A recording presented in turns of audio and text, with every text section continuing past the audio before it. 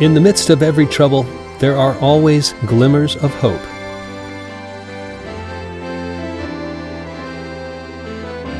Thanks for watching.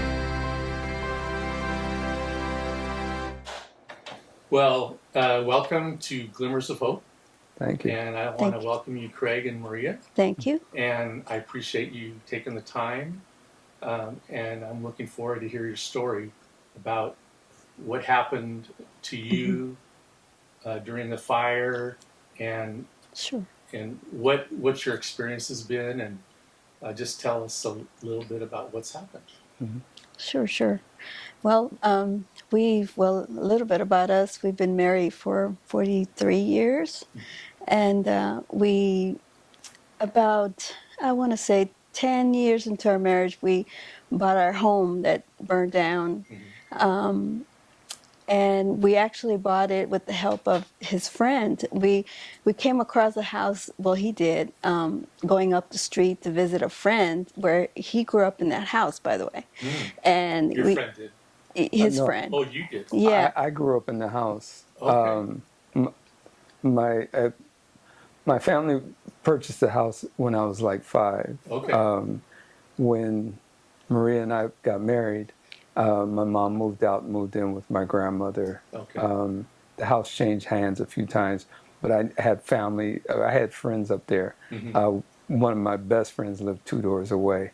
And I was up there visiting him, saw the house was for sale. Okay. And I came home and I told Maria, and we prayed and we got the kids together and told them what we were doing, explained it to them, and we prayed every night, for God to bless us, to the funds, and Wow. That really adds a whole different layer to the story. Yeah. So I mean, there's no way we would have been able to, purchase the house without God's help, of course. And we did a lot of work we put into the house. And as the day of the fire was, we heard on the news the night before that there was going to be winds, stronger winds that we've ever felt before. They said close to, was it hurricane? Yeah. And we talked about it, and Maria said, "Do you think we should leave?" I said, "Well, we'll just put some important papers in a box and be ready to go, or just the important things in case we have to go." Right. And she did that, and we woke up was it 3 o'clock in the morning? 3:30. 3:45, something like that. Yeah. In the morning, the sheriff was driving up the street on the PA in his car saying, get out now." And so there was no power. So I looked out our bedroom window and I could see the orange glow like a street away. And we're like, oh my God, we got to get out of here. So we just had time to get dressed. We grabbed that box, of course. My daughter was a little more on top of things. She got some important things for her laptop and her camera and stuff like that. And but we left and we went down. There was the only place we could go was to our church, which is in Pasadena. And we were there trying to find a hotel or something. Yeah, that took a while. And there was nothing. Couldn't find nothing. Everything was filled up. But I remember telling Maria that she was, we're all getting worried, but I remember telling her, I was like, God's going to take care of us. When sometimes you can think you've done some things that can cause trouble or, things that come your way. And it wasn't like we were perfect or anything. It was just, I knew God had us in his hands. He was going to protect us. I knew he was there with us.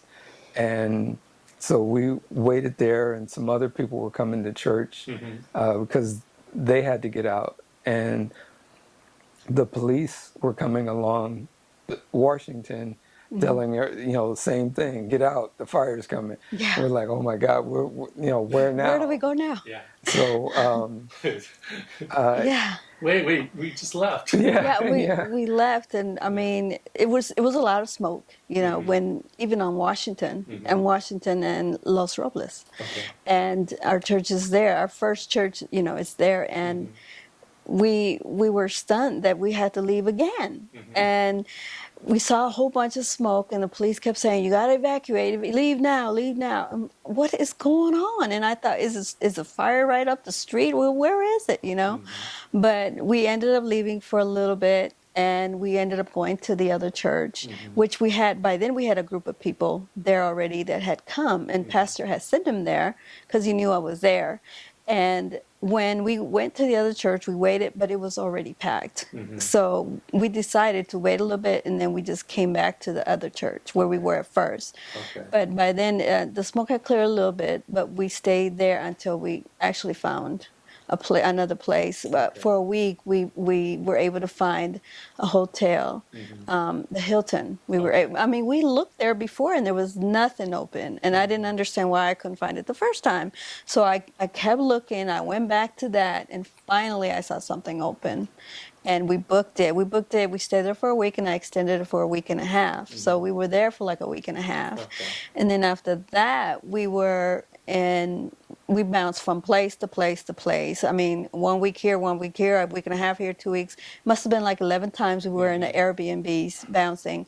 The last one we were in Arcadia, and we were there for about a month and a half. But oh my goodness, the fee was just so extravagant. We paid like $7,000 just for a month and a half that we were there.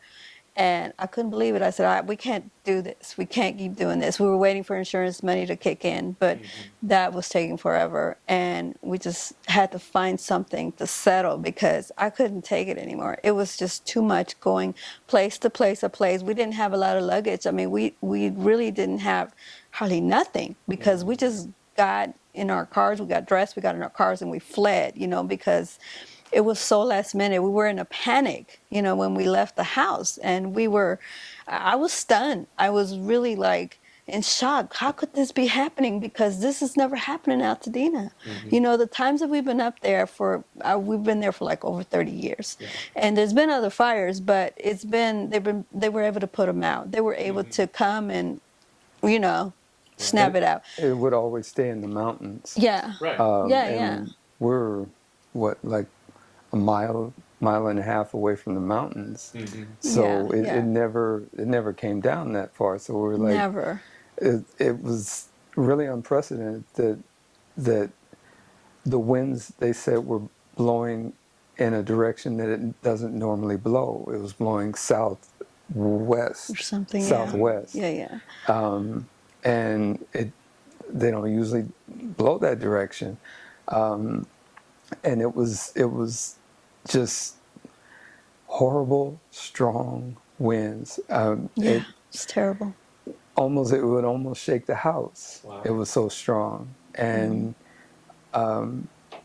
when we had left, when the sheriff came through up our street, we could see behind one of our neighbors' house across the street, there was a house on fire. And we're like, oh my goodness. And everybody else on the street had left. We didn't even know. We were like the last ones. Yeah. There was one neighbor up the street that was driving down as we were leaving. Now, are you okay? Are you okay? We're like, yeah, we're okay. We're leaving. But it seemed like the whole street had cleared already. And we're like, well, what happened? We didn't get any notification. We didn't get anything to say, hey, you guys got to pack and leave, before we get nothing. It was like, okay, leave now, Yeah. At what point in time did you go back up to your house and? That was crazy. That was crazy. I was going to try to, use the garden hose or something. I went back up early January 8th. I went back up. No, was it? It was the 8th. It was the 8th. Yeah, because it was early. It was probably like 5:30, 6 o'clock. Yeah. And I couldn't go up Fair Oaks because it was pitch black. You couldn't see anything. Yeah. Some cars were coming down, people were leaving, and you could almost see their headlights right when they were in front of you. So I started Because there's all walking, the smoke and everything. all the Yeah, smoke it and was everything. black. Yeah. I was walking up Fair Oaks trying to get to my house, and every time I tried, the fire would consume something right there where I was at, and I couldn't see. There's a gentleman that's a contractor where I work. I know where his house is, and he has classic cars, and I know the building that he kept them at. And I look over, and all his classic cars were on fire, and I was like, "Oh no!" And I called him, and I told him, if you want to come try and get any of your cars, try, you got to come now, because a couple of them had started. And he's like, well, there's no way I can get up there. He's like, can you see my house? So I walked down the street to his house, and the garage had started, and the garage is like 5 feet from his house, the main house. And I said, it doesn't look good, doesn't look promising.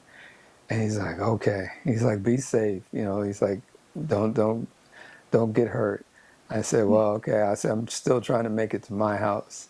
As I tried to go up to Fair Oaks again, there was, how they say the fire will make its own weather, and you can see swirls. Right.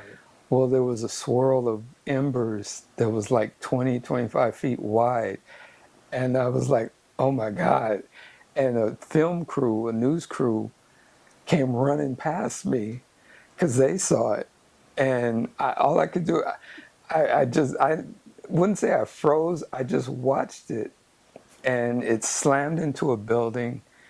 And I was like, I don't think you want me to go up here, God. Because everywhere I turned, there's different ways I could have went. There was fire everywhere, each direction. I was like, I didn't feel like I was supposed to go back home at that time. So I just sat in my car, and I remember crying and saying, God, this is my whole town.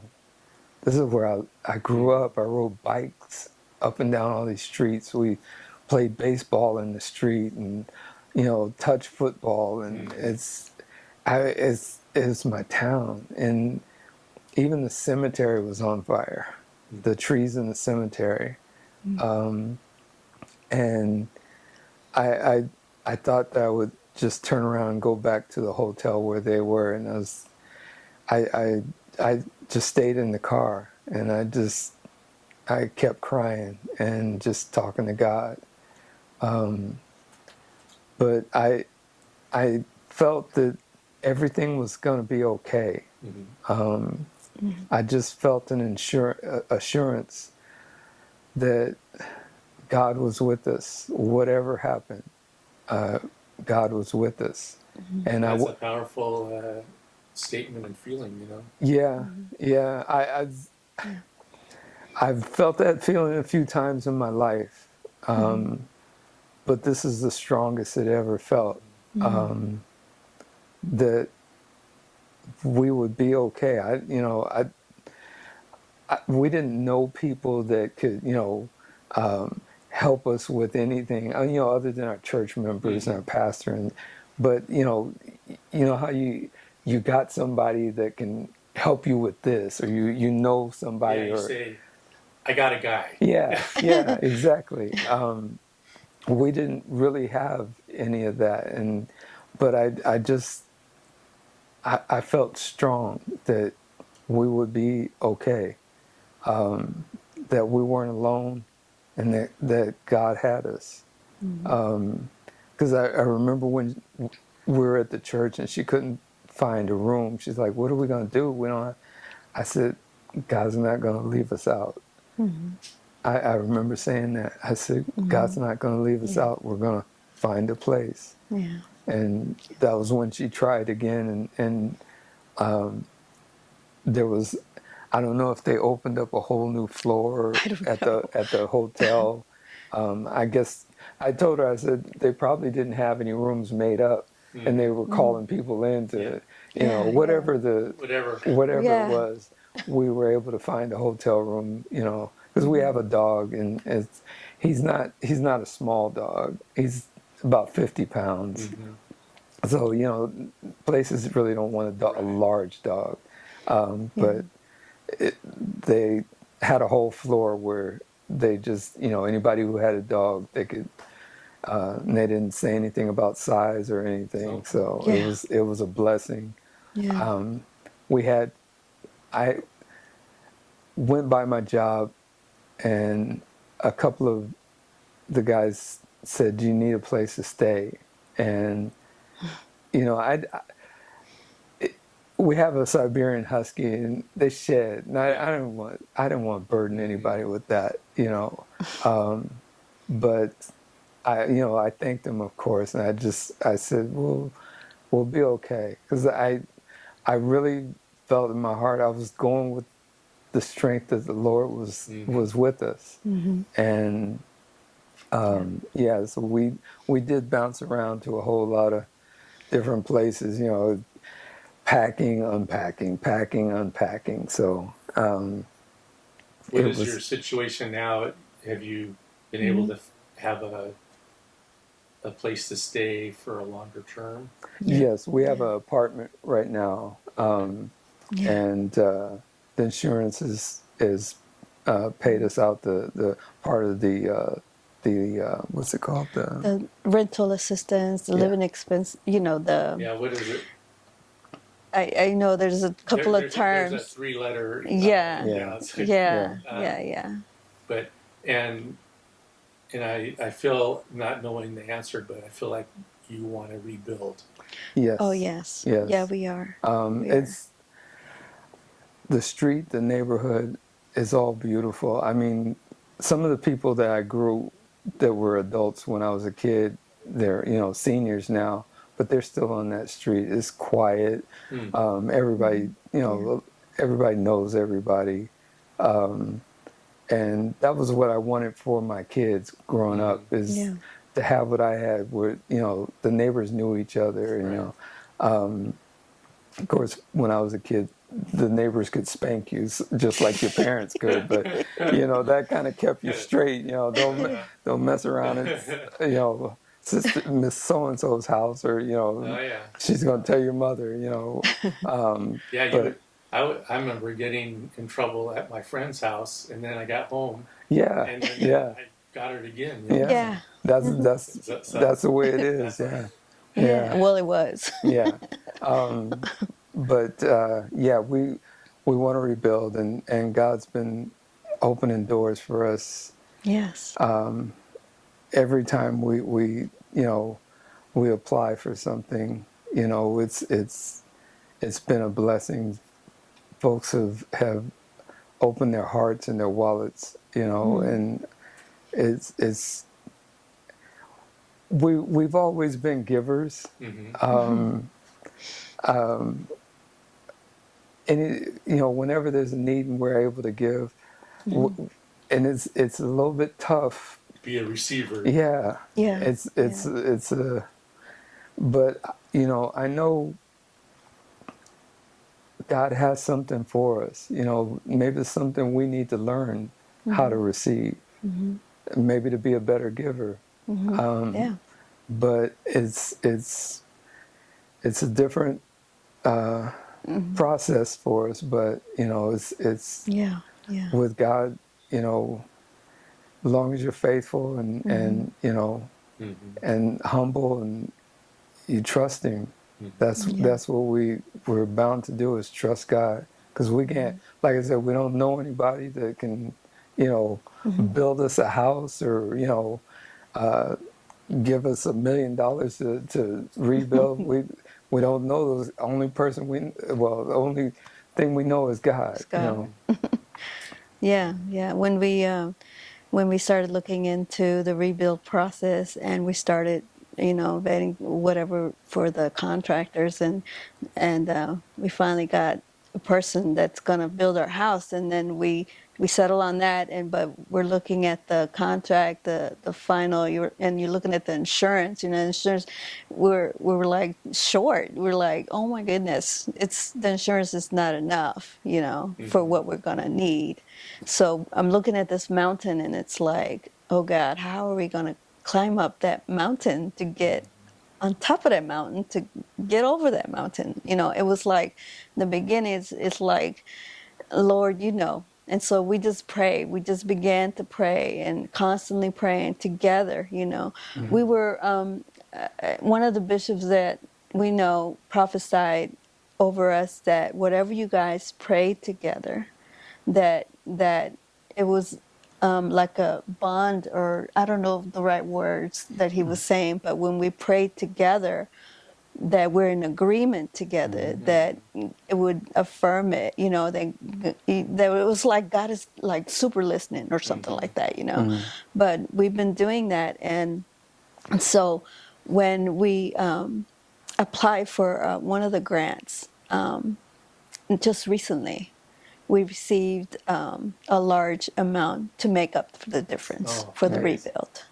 So we're like, oh my God, this is a miracle. This is a mountain that we thought we could not climb. But, with God, everything's possible. So we kept believing. We kept believing. I mean, we were approved for a loan, for the SBA loan. And we thought we might have to take that if we have to, but we really didn't want to, because the burden of it and being in debt and the extra payment, we just didn't want to go there. But once we got this, we're like, oh my God, this is a true miracle that we've been praying for, So we're reaffirming your faith. Yes. Yeah. Yes. Exactly. Yes, indeed.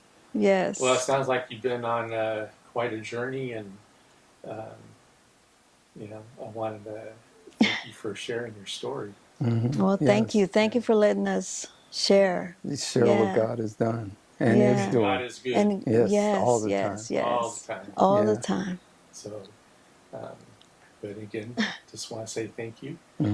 Oh, thank you. Thank you for... Thanks for watching. Please reach out to us. info@glimmersofhope.me